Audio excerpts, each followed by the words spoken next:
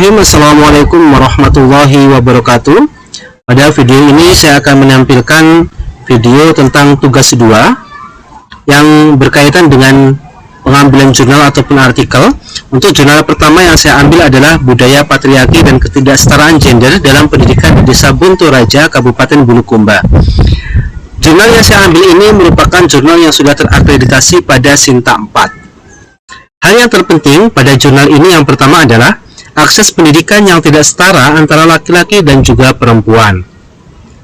Di Desa Bontoraja, anak laki-laki mendapat prioritas dalam menempuh pendidikan karena dianggap sebagai kepala rumah tangga nantinya, sedangkan anak perempuan hanya dicukupkan pada pendidikan menengah dan pendidikan dasar saja.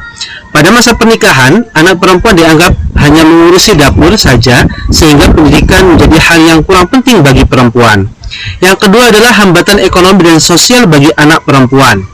Di Desa Bontoraja, anak perempuan diberikan tugas-tugas rumahan dan tidak memprioritaskan pendidikan, sehingga menyebabkan anak perempuan tidak bisa mengembangkan kemampuan secara optimal, sehingga kesulitan dalam mencari penghasilan.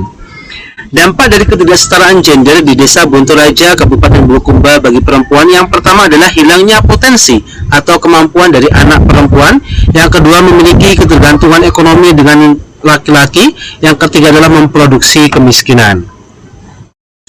Upaya yang perlu dilakukan untuk mengatasi ketidaksetaraan gender di Desa Bontoraja yang pertama adalah dilakukan upaya kesadaran dari masyarakat, pemerintah, dan lembaga pendidikan untuk mengatasi permasalahan ini secara bersama. Yang kedua adalah meningkatkan kesadaran dan mengubah pola pikir masyarakat terkait hak pendidikan perempuan yang perlu ditekankan dan juga perlu ditingkatkan. Yang ketiga adalah perlu adanya kebijakan untuk mendukung pemerataan akses pendidikan.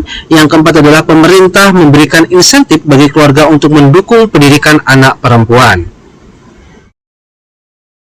Berikut ini adalah strategi yang dapat dan telah ditetapkan di banyak konteks pembelajaran.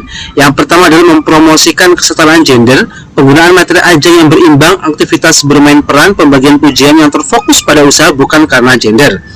Mengidentifikasi potensi diskriminasi gender melalui observasi aktif, kemudian menganalisis pola partisipasi. Kemudian mengajarkan menghormati perbedaan dan keragaman. Pelajaran eksplisit tentang kesetaraan, proyek kolaboratif tentang tokoh inspiratif, dan juga diskusi terbuka yang dipandu. Adapun keterkaitan pembahasan artikel dengan pengalaman saya mengajar. Pada artikel tersebut menyebutkan bahwa anak perempuan di Desa Bontoraja dibatasi dalam memilih akses pendidikan. Mereka hanya diberikan tugas-tugas di dapur dan tugas-tugas rumahan sesuai kodrat perempuan. Dalam pengalaman saya mengajar, hal ini mengingatkan saya ketika saya memilih ekstrakurikuler dan juga minat pada siswa. Pada ekstrakurikuler seni tari khususnya, dan menganyam didominasi oleh siswa perempuan, sedangkan pada ekskul robotik didominasi oleh siswa laki-laki. Hal ini merupakan stereotip yang sudah tertanam sejak dini bahwa keterampilan merakit robot merupakan pekerjaan siswa laki-laki, sedangkan ekskul tari merupakan pekerjaan siswa perempuan sesuai dengan kodratnya. Pada kondisi ini, guru harus aktif meyakinkan siswa untuk mengikuti ekstrakurikuler tanpa memandang gender. Kemudian yang selanjutnya, di dalam artikel Budaya Patriarki membatasi kepercayaan diri perempuan.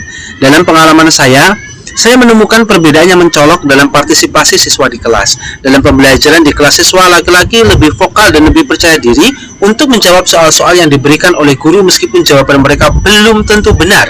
Sedangkan siswa perempuan meski memiliki potensi yang baik dan mampu menjawab, tetapi masih ragu-ragu untuk mengutarakan jawabannya dan takut jika jawaban mereka salah.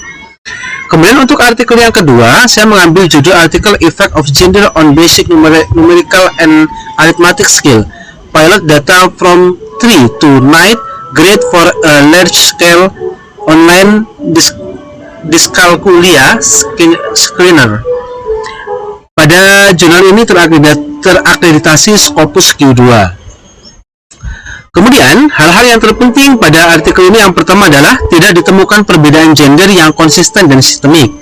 Pada pembelajaran di kelas kedua, kelompok gender memiliki performa yang mirip. Artinya di sini adalah kelompok laki-laki dan juga kelompok perempuan memiliki performa yang mirip. Hasil penelitian ini menunjukkan bahwa pada analisis per kelas menemukan beberapa perbedaan yang sangat kecil dan spesifik serta membentuk pola yang tidak jelas. Temuan peneliti yang menonjol yaitu varian skor yang lebih besar pada kelompok laki-laki. Hasil penelitian ini menunjukkan bahwa menentang stereotip umum bahwa laki-laki lebih pandai matematika setidaknya pada keterampilan dasar. Untuk keterkaitan pembahasan dengan pengalaman yang saya alami di tempat saya mengajar, pada artikel tersebut menyebutkan bahwa penelitian ini tidak ditemukan adanya perbedaan kemampuan numerik dan aritmatik dasar yang konsisten antara laki-laki dan perempuan. Keterkaitan dengan pengalaman saya mengajar yaitu pada pembelajaran matematika, saya menemukan siswa yang pintar tentang konsep matematika tetapi dia belum memiliki rasa percaya diri dalam mengerjakan soal ataupun sebaliknya, yaitu siswa laki-laki lebih memiliki kepercayaan diri tetapi pemahaman pada konsep matematikanya sangat kurang.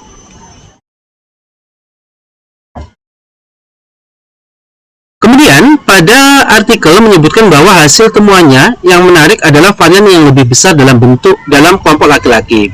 Pada pembelajaran matematika, di guru bisa menemukan bahwa siswa laki-laki memiliki kemampuan yang sangat tinggi dan juga sangat rendah, sementara kemampuan siswa perempuan cenderung homogen ataupun sama atau berimbang. Keterkaitan dengan saya mengajar yaitu kelas yang saya ajar ditemukan bahwa siswa laki-laki yang sangat mendominasi kelas ada juga yang sangat tertinggal dalam kelas.